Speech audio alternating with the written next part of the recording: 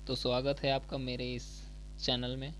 तो आज आपको 10वीं परीक्षा की तैयारी बहुत अच्छे से कराई जाएगी। ऑब्जेक्टिव इसमें से कम 10 प्रश्न आपको कल परीक्षा में इसमें से देखने को मिलेगा।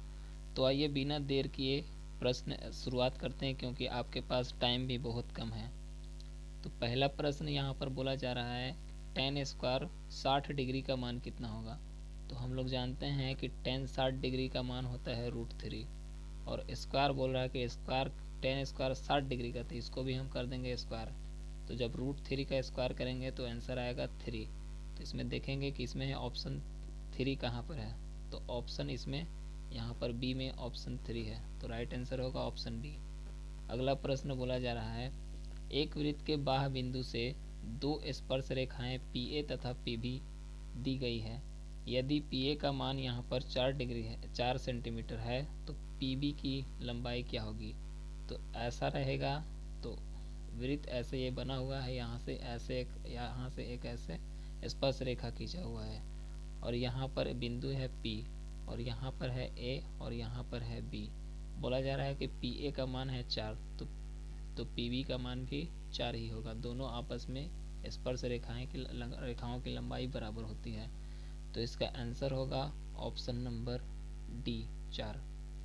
अगला प्रश्न, क्वेश्चन नंबर 3 है, निम्न में से किस द्विघात बहुपद के शून्यकों का योग -3 तथा गुणनफल 2 है।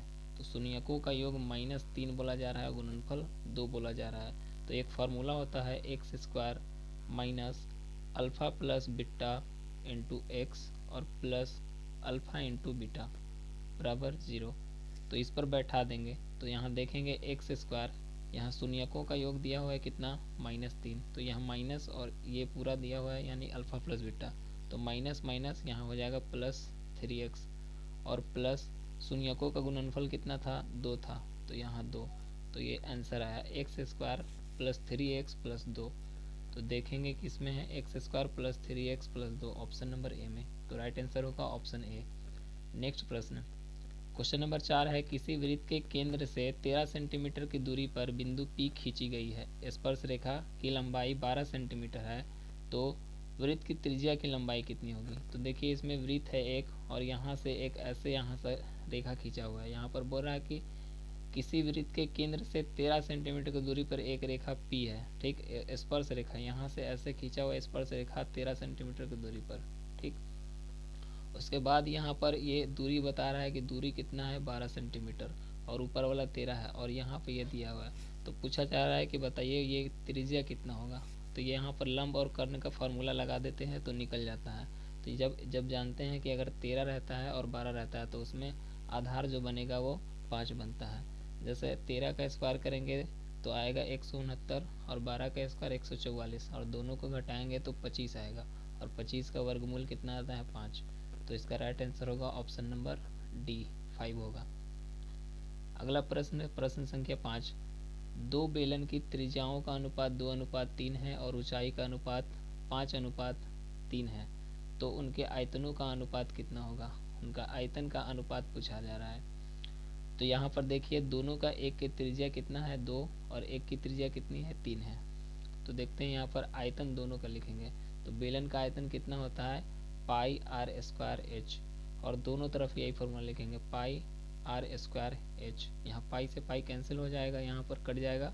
अब r का वैल्यू भरते हैं, इसमें त्रिज्या 2 है तो 2 का स्क्वायर करेंगे, और इसमें h पहला का ऊंचाई कितना है 5, तो लिखेंगे गुना 5। अब नीचे इसके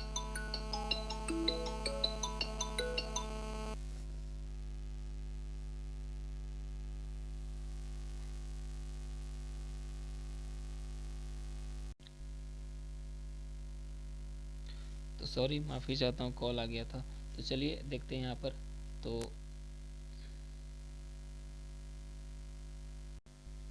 नेक्स्ट प्रश्न देखते हैं, क्वेश्चन नंबर 5। क्वेश्चन नंबर 5 बोला जा रहा है कि दो बेलनों की त्रिज्याओं का अनुपात कितना है 2:3 और 5:3 है, तो इनके आयतनों का अनुपात कितना होगा। इनके आयतनों का अनुपात पूछा जा रहा है। तो आइए इसको सॉल्व करके देखते हैं। सबसे पहले बेलन का आयतन क्या होता है πr²h, और नीचे भी लिखेंगे πr²h। पाई से पाई कैंसिल हो जाएगा इसमें। अब देखेंगे पहला का आर कितना होगा, इसको 1 कर देते हैं, इसको 2 और इसको 2 कर देते हैं। तो पहला का आर कितना है, R1 का मान दिया है 2। यहाँ पर देखिए त्रिज्याओं का अनुपात 2 था, तो 2 का स्क्वायर कर देंगे गुना ऊंचाई h, तो h1 पहला में h कितना है 5, तो 5 लिख दिए नीचे। यहाँ पर R2 कितना है, इसमें R2 यहाँ पे देखेंगे नीचे R2 में 3 था, तो यहाँ पे लिखेंगे कितना 3 और उसके बाद स्क्वायर फिर गुना, फिर यहाँ पर h कितना है, तो h भी है कितना 3 है। अब इसको सॉल्यूशन करेंगे तो ऊपर आएगा 2 दूना 4 और 4 और इसमें 4 पचे 20 और नीचे 3 3 9 9 3 27, तो 20 अनुपात 27, तो 20 अनुपात 27 जिसमें है वो राइट आंसर होगा। तो इसका आंसर होगा ऑप्शन नंबर बी। अगला प्रश्न, क्वेश्चन नंबर 6 है कि निम्न में से कौन एक द्विघात समीकरण नहीं है। तो द्विघात समीकरण होने के लिए देखिए यहाँ पर नीचे एक्स स्क्वायर आ गया, तो ये द्विघात समीकरण नहीं होगा, तो इसका राइट आंसर होगा ऑप्शन नंबर डी, ये द्विघात समीकरण नहीं है। अगला सवाल है कि निम्न में से कौन एक घटना की प्रायिकता नहीं हो सकती है। तो घटना की प्रायिकता नहीं हो सकती है कौन, एक से ज़्यादा नहीं होता है। तो यहाँ देखिए 3.5 है, तो ये नहीं हो सकता, और माइनस वाला भी घटना की प्रायिकता नहीं हो सकता है। तो यहाँ पे देखिए यहाँ पर लिखा हुआ है 60% का, तो ये भी तो लग रहा होगा आपको कि एक से ज़्यादा है, लेकिन नहीं, 60% मतलब होता है कि 60/100, तो इसको अगर हम भाग देंगे तो 0 पॉइंट कुछ आएगा। इसका राइट आंसर होगा ऑप्शन नंबर ए। अगला प्रश्न है, दो संख्याएं दिया हुआ है a और 18, लसा 36 तथा मसा 2 है।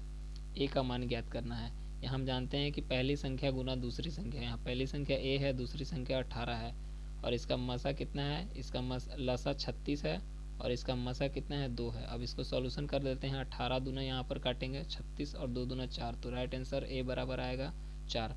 तो a का वैल्यू ऑप्शन नंबर सी में है 4। अगला प्रश्न देखेंगे कि sine square theta plus cos square theta, तो इसका तो डायरेक्ट फार्मूला ही होता है 1 होता है, sine square theta plus cos square theta.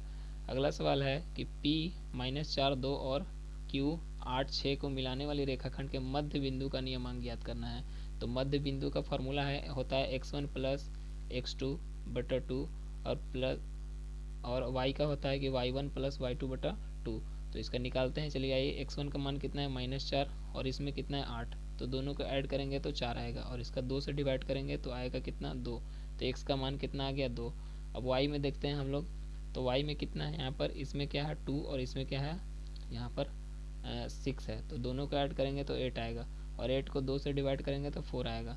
मतलब x का मान 2 आया था और y का मान 4 आया था, तो 2 और 4 किस में है, तो 2 और 4 ऑप्शन नंबर सी में है। अगला प्रश्न है, एक आदमी 24 मीटर पश्चिम की ओर जाता है और 10 मीटर जो है वो उत्तर की ओर जाता है, ठीक है। तो अब वह प्रारंभिक दूरी से कितना, मतलब मूल बिंदु से अब कितना दूरी पर है। तो ऐसा जब भी आए उतना दिमाग मत लगाइए, क्योंकि टाइम है नहीं, तो डायरेक्ट इसका लंब कर्ण वाला फार्मूला लगाइए, आपको कर्ण निकालना है। तो 24 का स्क्वायर कितना होता है 576, और इसका 10 का स्क्वायर करेंगे तो 100, दोनों को ऐड कर दीजिए रूट में, तो दोनों का होगा 676, तो 676 है, इसका वर्गमूल जब निकालेंगे तो आएगा 26, तो ऑप्शन नंबर सी होगा। अगला प्रश्न है, निम्न में कौन एक अपरिमेय संख्या है। तो अपरिमेय संख्या देख लेते हैं इसमें कौन है, कौन एक अपरिमेय संख्या नहीं है। तो ये तो अपरिमेय है, ये भी अपरिमेय, ये भी अपरिमेय, लेकिन ऑप्शन नंबर डी ये अपरिमेय नहीं, ये परिमेय है, क्योंकि 121 का वर्गमूल 11 होता है। अगला देखते हैं, नेक्स्ट प्रश्न है, एक ठोस घन जिसका किनारा कितना है, जिसका किनारा दिया हुआ है 14 सेंटीमीटर, एक अधिकतम आयतन गोला काटा जाता है, तो गोले का आयतन कितना होगा। यहाँ पर एक ठोस घन है, ठीक है, तो घन का किनारा कितना दिया हुआ है 14 सेंटीमीटर। जब इसका सॉल्यूशन कीजिएगा काफ़ी इसका थोड़ा लंबा बनेगा, तो ऑप्शन नंबर बी आपको आएगा, सॉल्यूशन करके देख लीजिएगा। चलिए अगला प्रश्न देखते हैं। यहाँ पर दो चर में दो घातीय समीकरणों के ग्राफ यदि प्रतिच्छेदी रेखाएं हो तो हलों की संख्या कितनी होती है। यहाँ पर रेखा पर यहाँ पर ध्यान देना है कि रेखा प्रतिच्छेदी है, तो जब रेखा प्रतिच्छेदी तो केवल एक ही हल होता है, ऑप्शन नंबर ए सही होगा। अगला प्रश्न बोला जा रहा है कि यदि एक उदर्घ खंभे की छाया की लंबाई कितना है √3 गुना हो, तो छाया की लंबाई कितना √3 गुना हो तो बोरा सूर्य का उन्नयन कोण कितना होगा। यहाँ पे खंभा है और इसकी छाया ऐसे बन रहा है, छाया जो है √3 है, हम मान लेते हैं खंभा 1 है, ठीक। अब यहाँ पर बोल रहा है कि यहाँ पर एंगल कितना बनेगा, तो यहाँ पर देख रहे हैं 1 और √3, मतलब 1/√3, और 1/√3 कितना का होता है 30 डिग्री का, तो tan 30 डिग्री का मान 1/√3 ऑप्शन नंबर बी होगा। अगला प्रश्न बोल रहा है द्विघात बहुपद एक्स स्क्वायर और -2 का शून्य कितना होगा। तो इसको उधर भेजेंगे तो एक्स स्क्वायर बराबर कितना होगा 2 रूट में, और स्क्वायर हट जाएगा तो उधर रूट होगा, तो +-√2। तो ऑप्शन नंबर क्या होगा +-√2, ये ऑप्शन नंबर बी। अगला प्रश्न है दो समरूप त्रिभुजों दो समरूप त्रिभुजों के क्षेत्रफलों का अनुपात कितना है, 64 और 121 है, तो उनके संगत भुजाओं का अनुपात कितना होगा। तो यहाँ पर 64 इसका वर्गमूल निकालेंगे तो 8 आएगा, तो और इसका 121 इसका वर्गमूल निकालेंगे तो 11 आएगा, तो 8 और 11 ऑप्शन नंबर ए। अगला सवाल देखते हैं। क्वेश्चन है कि 38.5 सेंटीमीटर स्क्वायर क्षेत्रफल वाले वृत्त की त्रिज्या है, तो इसका त्रिज्या निकालना है, क्षेत्रफल दिया हुआ है, तो जब इसका आप सॉल्यूशन कीजिएगा तो इसका राइट आंसर आपको आएगा कितना 3.5, मिला लीजिएगा अपना सॉल्यूशन करके। चलिए क्वेश्चन नंबर 9 देखते हैं। क्वेश्चन नंबर 9 क्या है यहाँ पर कि यदि ए बी सी किसी त्रिभुज का कोण हो और साइन यहाँ पर b+c/2 बराबर है किसका। तो यहाँ पर देखिए आपका बुक में ये सिद्ध करने के लिए भी दिया हुआ है कि ये जो है cos a/2 के बराबर होता है, तो ऑप्शन नंबर सी हो जाएगा। चलिए अगला प्रश्न हम लोग देखते हैं। तो क्वेश्चन नंबर यहाँ पर 20 है। क्वेश्चन नंबर 20 बोला जा रहा है यदि साइन थीटा बराबर कॉस थीटा हो तो थीटा का मान कितना होगा। तो आप लोग जानते होंगे कि साइन 45 और कॉस 45 दोनों का मान सेम ही होता है, 1/√2 होता है, ठीक है। तो दोनों आपस बराबर कब होगा 45 डिग्री पे, एंगल 45 का मान दोनों में सेम होता है। अगला प्रश्न बोला जा रहा है कि एक रेखा जो वृत्त के दो भिन्न बिंदुओं पर प्रतिच्छेद करती है कहलाती है। तो अगर दो भिन्न बिंदुओं पर प्रतिच्छेद करेगी तो उसको उस रेखा को छेदक रेखा कहा जाता है, या उसको जीवा भी कह सकते हैं, ठीक है। तो ऑप्शन नंबर ए जीवा कहलाएगा। स्पर्श रेखा नहीं कहेंगे, स्पर्श रेखा केवल एक ही बिंदु पर टच करता है, तो ऑप्शन नंबर इसका ए होगा सही। अगला प्रश्न देखेंगे हम लोग। यहाँ पर है कि बिंदु ए और बी यहाँ पर को मिलाने वाली जो रेखाखंड है उसका मध्य बिंदु का नियमांक निकालना। यहाँ पर देखिए दो प्रश्न मध्य बिंदु से पूछ दिया गया, तो काफ़ी इंपॉर्टेंट है। बस कुछ नहीं करना, बस इसको और इसको आप ऐड कीजिए, 4 और 2 6 और 6 के आधा कीजिए तो 3 आया, तो 1 निकल गया। अब इसको ऐड कीजिए -4 और -2, तो दोनों माइनस में है, जुट के हो जाएगा -6। इसको आधा कीजिएगा तो इसका आएगा कितना -3 आएगा, तो +3 और -3 ऑप्शन नंबर सी में है, तो सी राइट आंसर हो जाएगा। अगला क्वेश्चन है यहाँ पर कि 5 cos थीटा बराबर 3, तो 3 tan थीटा का मान कितना होगा। तो यहाँ पर देखते हैं कि 5 cos थीटा इसका वैल्यू दिया हुआ है कितना 3, हम निकालेंगे किसको cos थीटा को। तो cos थीटा बराबर 3/5 होता है, और cos थीटा का फार्मूला होता है आधार बटा कर्ण, मतलब कर्ण दिया हुआ है 5, आधार दिया हुआ है 3, तो लम्ब कितना होगा 4 होगा। तो लम्ब निकल गया। अब 3 tan कितना निकालना है, हमको निकालना है 3 tan थीटा का मान। तो tan थीटा का फार्मूला होता है लम्ब बटा आधार, लम्ब कितना है 4 है और आधार कितना है 3 है, और गुना आगे इसमें कितना था 3 था, तो 3, तो 3 से 3 कट जाएगा, बचा कितना 4, तो इसका राइट आंसर होगा ऑप्शन नंबर सी 4। अगला प्रश्न बोला जा रहा है cos 90 माइनस थीटा क्या होगा। तो cos 90 माइनस थीटा का मान जो होता है वो साइन थीटा के बराबर होता है। अगला प्रश्न, ताश के जो पत्ती होता है, ताश के पत्ते के एक गड्डी को अच्छी तरह से फेंटा गया है, ठीक। अब यादृच्छा एक पत्ती मतलब उसमें से निकाली जाती है, तो इसके इक्का होने की संभावना क्या होगी। अगर एक पत्ती मान लीजिए अगर ताश की गड्डी में से आप बिना देखे हुए निकालते हैं तो उसका इक्का होने की प्रयोगता, तो इक्का उसमें ताश की गड्डी में कितना होता है 4 होता है, और टोटल ताश की गड्डी में कितना होता है ताश 52, तो इसको काटेंगे तो 1/13 आएगा, 13 चौके 52, तो राइट आंसर होगा ऑप्शन नंबर सी। अगला प्रश्न बोला जा रहा है यहाँ पर बिंदुओं इतना और इतना के बीच की दूरी ज्ञात कीजिए। तो आपको दूरी के सूत्र का यूज करके दूरी निकालना है, तो आइए शॉर्टकट में दूरी निकालते हैं यहाँ पर। तो ये इसको आप इसमें घटाइए, यहाँ पर तो -5 है, इसको घटाना है तो घटाएंगे तो +5 हो जाएगा, और ये 7 है, इसमें माइनस नहीं है तो ये -7 ही रहेगा। आप दोनों का डिफरेंस निकालिए, 1 और इसका 4, तो अगर घटाएंगे इसको तो कितना आएगा, यहाँ पर 4 आएगा, और इसको घटाएंगे आपस में तो ये -4 आएगा। आप दोनों का स्क्वायर कर दीजिए, तो यहाँ पर 4 का स्क्वायर 16 और प्लस इसका भी कितना 16, मतलब √32, और √32 को जब आप बाहर निकालिएगा कितना आएगा 4 और 2 आएगा, 4 चौके 16, 16 दूना 32। अगला प्रश्न है 5, 15, 20 के लसा और मसा का अनुपात कितना होगा। तो 5 और 15 और 20 इसका लसा कितना होगा। तो सबसे पहले इसका लसा निकाल लेते हैं दोनों को। तो तीनों का अगर लसा निकालेंगे तो कितना आएगा, 60 आएगा। और इस तीनों का अगर ये मसा निकालेंगे HCF तो वो कितना आएगा, 5 आएगा। दोनों का अनुपात पूछा जा रहा है तो काट देंगे। 5 का पहाड़ा में 60 कितना बार में आएगा, 12 बार में, और ये 5 एक बार में, तो 12:1। तो इसका राइट आंसर क्या होगा, तो इसका राइट आंसर होगा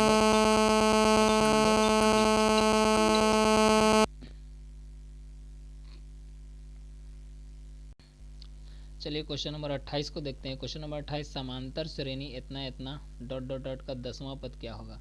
इसका 10वां पद पूछा जा रहा है। तो समांतर श्रेणी का 10वां पद का फॉर्मूला क्या होता है, a+9d। 10वां पद का फॉर्मूला होता है a+9d। तो यहाँ पर देखेंगे a का मान कितना है, 54। ये पहला पद यहाँ पर देखिए 54 दिया हुआ है, और उसके बाद +9 गुना d का मान निकालेंगे। तो यहाँ पर 54 और 51 है, तो डिफरेंस निकालेंगे तो -3, तो -3 आएगा। तो 9 में 3 से 9 3 27, तो 54 में 27 को घटा दीजिए। तो यहाँ पर है कितना, 54 और 27, तो 7 और 4 में से तो 2, तो यहाँ पर 27 ही आया। तो ऑप्शन नंबर किस में, 27 ए में।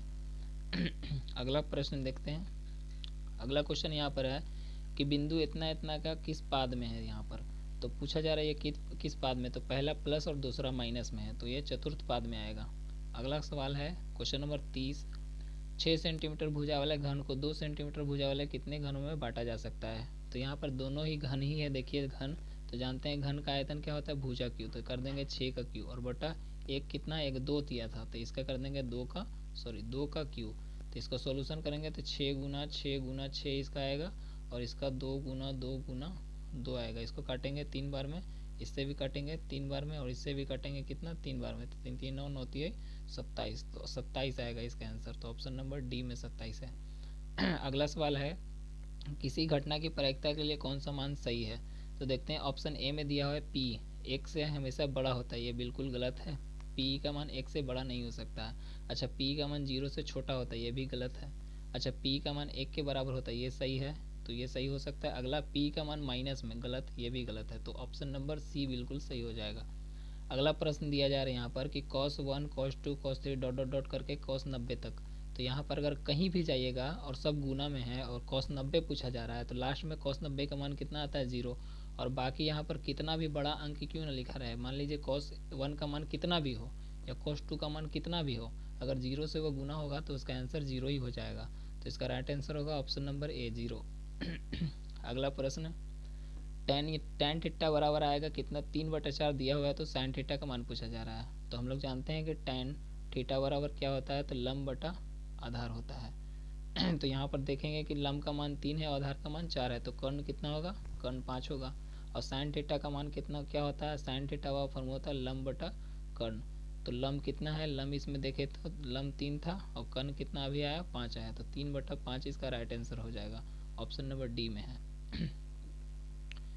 चलिए आते हैं क्वेश्चन नंबर कितना था यहाँ पे, क्वेश्चन नंबर 33। तो 33 के बाद क्वेश्चन नंबर 34।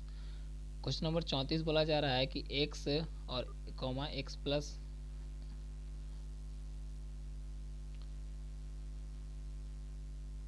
यहाँ पर दिया। क्वेश्चन नंबर यहाँ पर 34 है कि x फिर x+3 x+6 x+9 फिर x+12।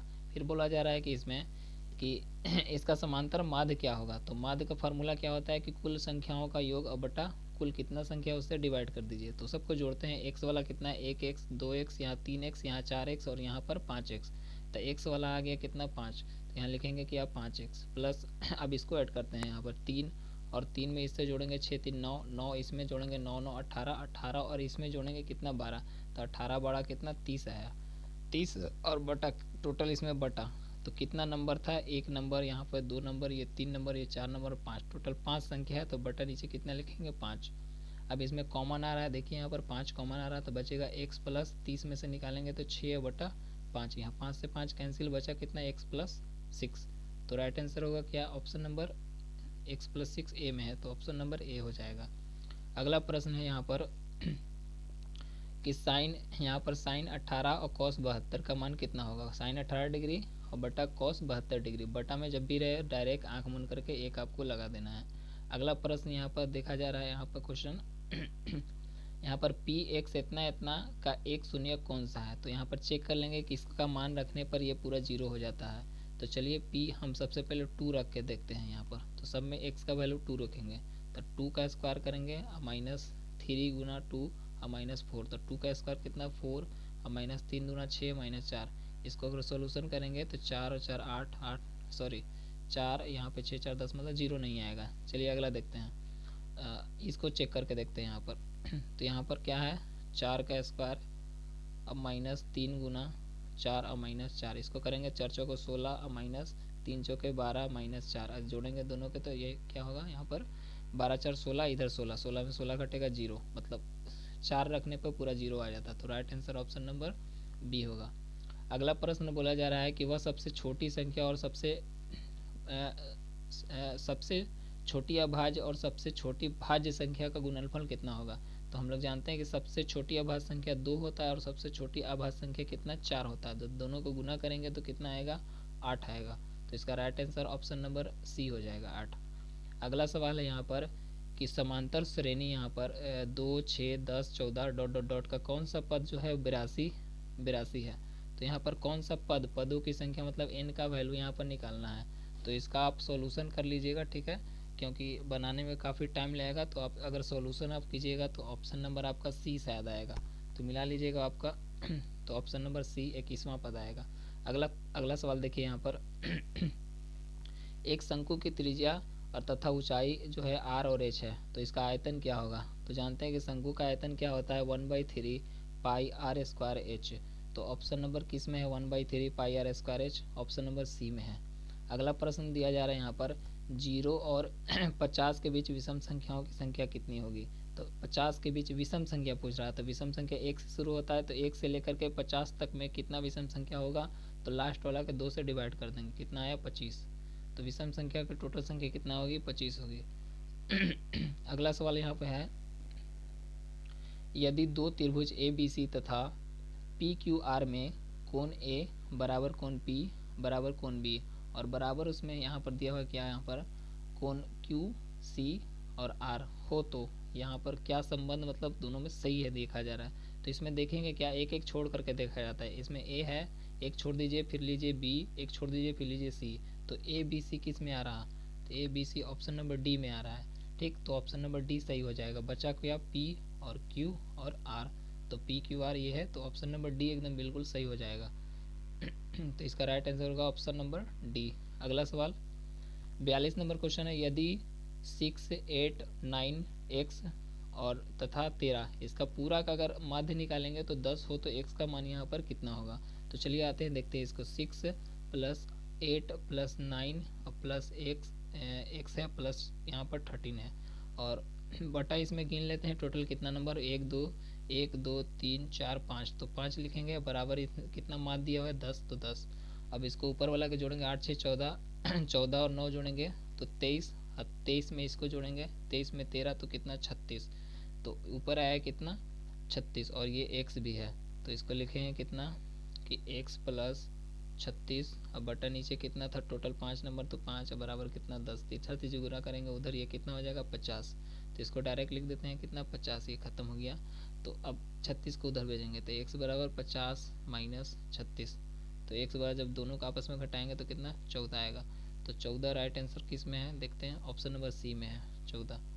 अगला सवाल है क्या यदि समीकरण के x माइनस 5y बराबर 2 तथा 6x प्लस 2y बराबर 7 के कोई हल ना हो तो, ठीक ना। तो यहाँ पर k का वैल्यू कितना होगा। चलिए देखते हैं, इसमें कोई हल नहीं है, इसका मतलब कि ये दोनों आपस में ये आपस में बराबर होना चाहिए।